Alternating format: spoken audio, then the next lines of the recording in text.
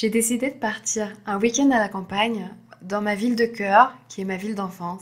J'ai fait le plein d'air pur, j'adore marcher, j'ai fait de grandes balades à travers la campagne. En rentrant, j'avais les joues rosies par le froid. En hiver, la lumière est vraiment différente. Elle est plus froide. Pour ce look, je vais donc utiliser des couleurs douces. Et par la suite, travailler avec des matières brillantes, glowy, pour donner du frais et de l'éclat au teint. Je crée un mélange. Après, vous n'êtes pas obligé de le faire. Vous pouvez déjà appliquer l'huile et ensuite le primer.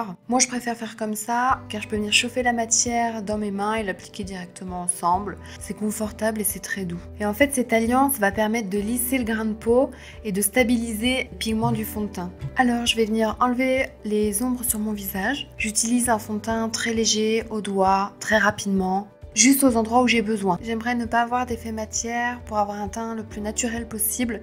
Donc j'évite de mettre du fond de teint sur mon nez et sur mon front. J'utilise un rose cendré sur mes paupières. L'application est très facile. Je dessine un ras-de-cils et je viens estomper avec le doigt.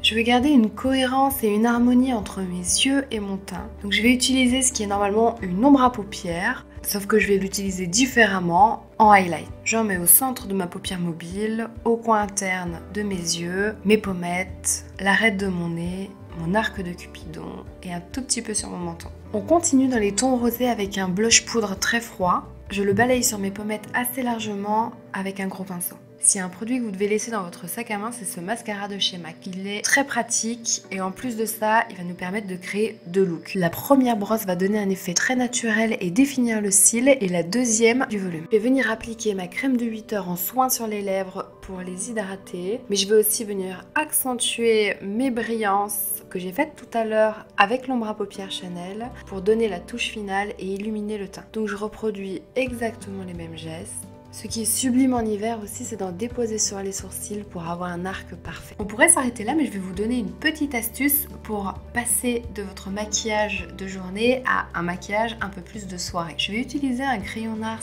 argenté au fini métallisé. Je l'applique au centre de ma paupière mobile et au coin interne de mes yeux. En soirée, avec mon maquillage, j'adore jouer sur les nuances et sur les jeux de lumière. Cette petite touche argentée et le teint glowy vont vraiment capter la lumière et en fait à chaque mouvement le maquillage va prendre vie différemment. J'adore ce maquillage car c'est un maquillage que vous pouvez réaliser en hiver mais aussi au début du printemps.